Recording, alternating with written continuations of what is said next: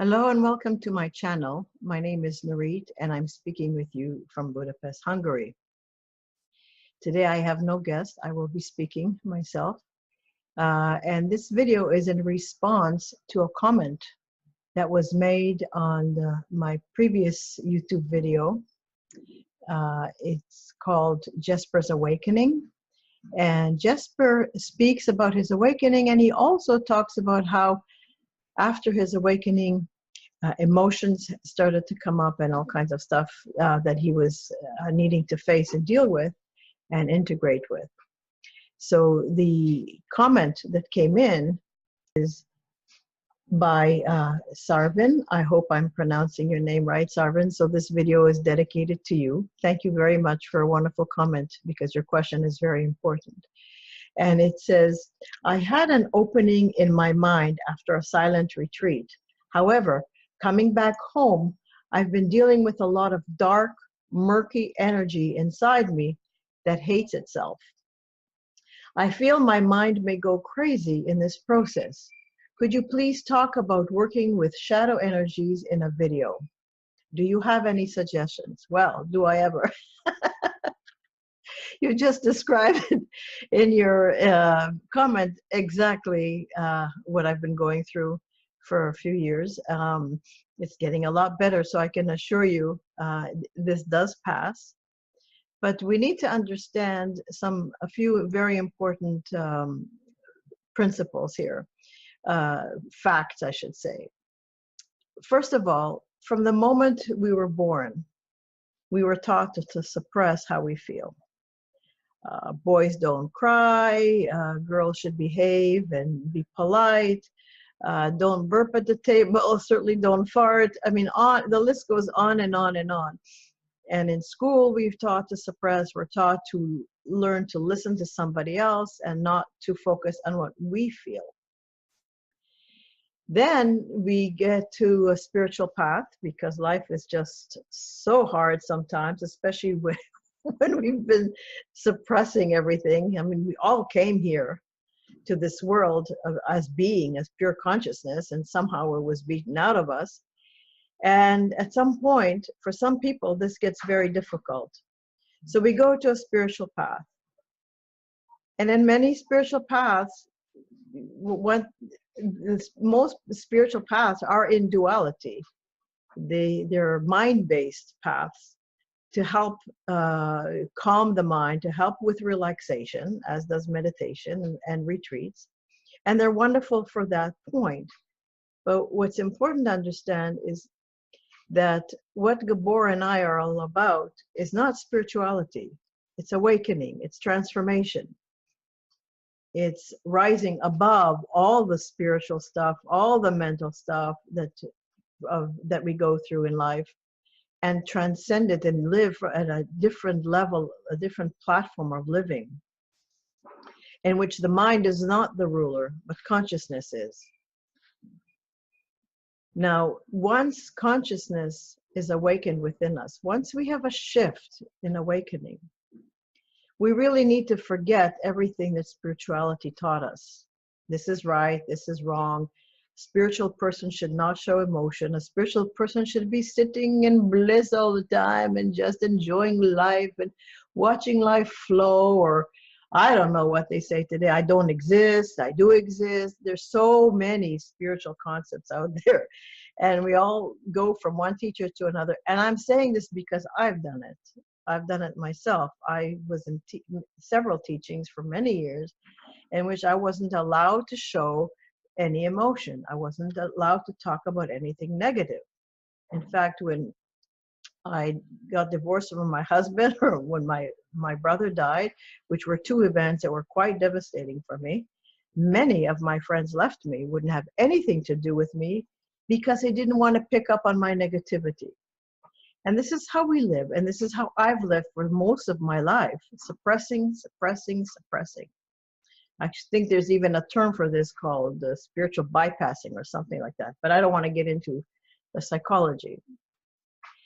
So what happens when awakening happens, when the shift happens, and there's a silent moment enough for being to recognize itself? and for being consciousness to start to arise within ourselves. It starts to eliminate all the suppressions, as Jesper spoke in the last video where he shared his awakening. He says his filter dropped.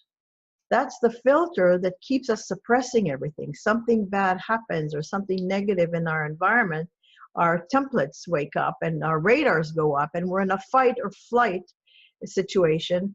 And by the way, our life is so hectic today and there's so many details and data that comes to us that most of us live in a fight or flight situation. The amygdala that's responsible for that is it's been turned on and we forgot how to turn it off.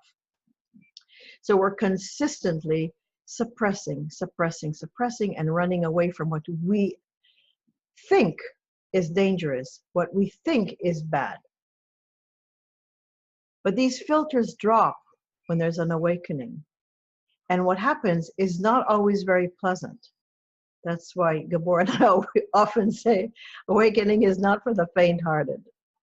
You know, the things happen. And it's not that you have to clean these things up.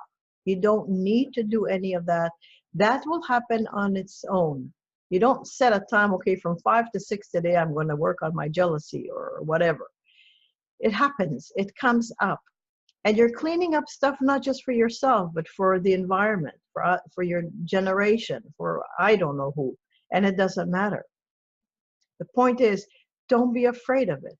It's dark, just like Sarvan says, it's dark, it's murky, and it hates itself. I remember times when I hated myself so much, I couldn't bear to observe what I've become. I've become a person with a huge spiritual image, a huge spiritual ego, and it would flare. And when it flared, it was horrible. It was awful. And I thought, oh my God, I don't like this.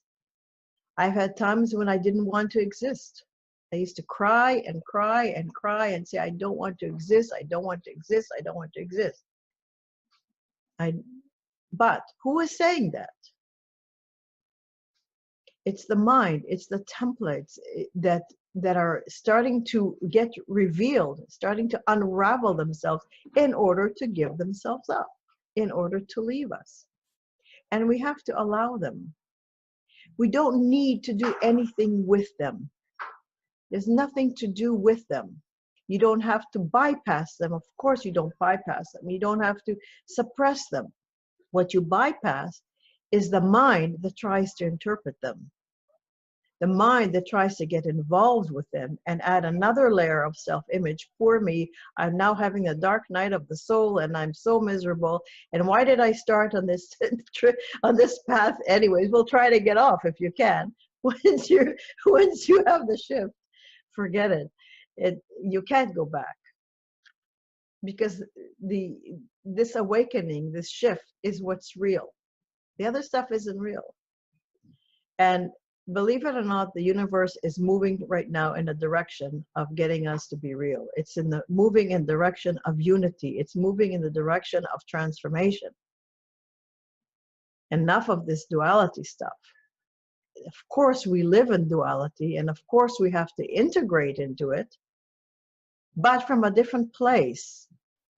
Not from a meditation, not from a chanting, not from a worship, not from a chasing after special, mysterious people, but delving inside ourselves, allowing our own consciousness to do the job. It knows. Another important factor is that our body, the human body, is a replica of the universe.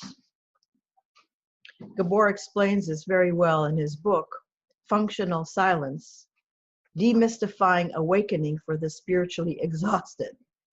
Well, there's many of us out there who are spiritually exhausted. I was one of them.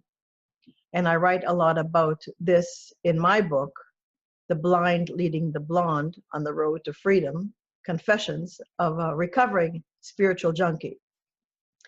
That book was written about my past and what I've gone through and where I am today, having met Gabor and working on this awakening, not on spirituality, but awakening. So the Gabor explains very well that the body is a replica of the universe. So if the body is a replica of the universe, why not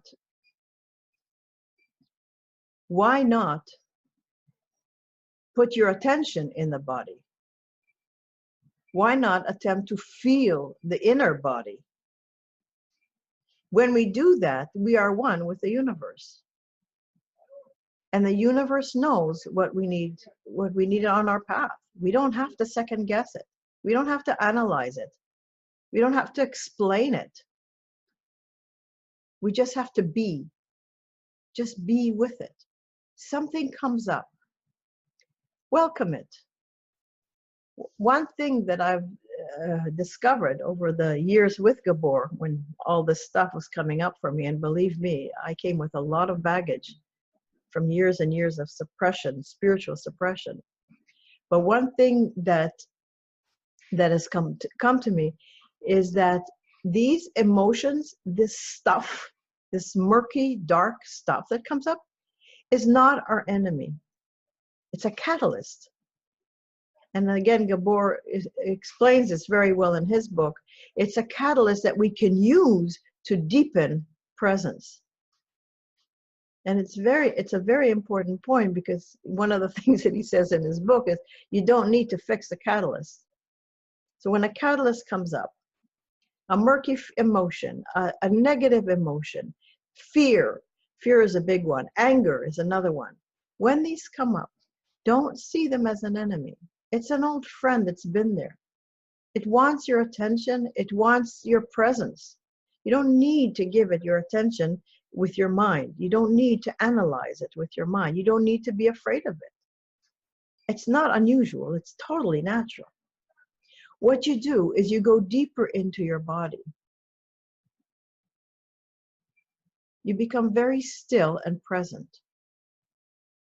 If you don't know how to do this, there's no time on this video to show you everything, but you can take a look at two of the videos that Gabor has. One is called Functional Silence. It's on YouTube. And the other one is the Conscious TV interview with Ian McNay, where he walks you through this process of feeling the body and going inside. You can call it open eyes meditation or reproportioning of your attention, whatever you want to call it, it doesn't matter. But what you do is you go inside. You feel your body. You can start by feeling your hand, feeling your toes, following your breath. And once you're inside, you greet the negative feeling. I'm just calling it negative because that's what the mind says. You greet the catalyst, better word. You greet the catalyst, whatever shows up, from that place, from a place of presence, from the space of consciousness, not from a mind that's judging it, not from a template that we've stored for years based on other experiences and other people's experience, etc., etc. And from that place, the elevated place of presence, of consciousness, whatever you want to call it. From that place, you can embrace it. You're immune to its effects at that place. You can send it back to where it came from. You can do whatever you want with it, or not. So you don't bypass the emotion, you bypass the mind that it would want to hang on to the emotion, that would want to fear the emotion. And of course, a lot of these catalysts come up so that you can get engaged with them, so that your mind would want to get engaged with them and keep you away from presence. But don't be fooled. Just go inside, go inside, go inside. When you're in your body, you're one with the universe. You're holding God's hand. And when you hold God's hand, none of these things are difficult. There is no dark night of the soul when you're holding God's hand.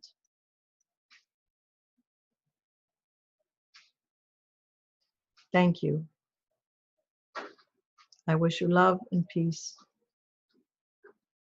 And most importantly, deep presence.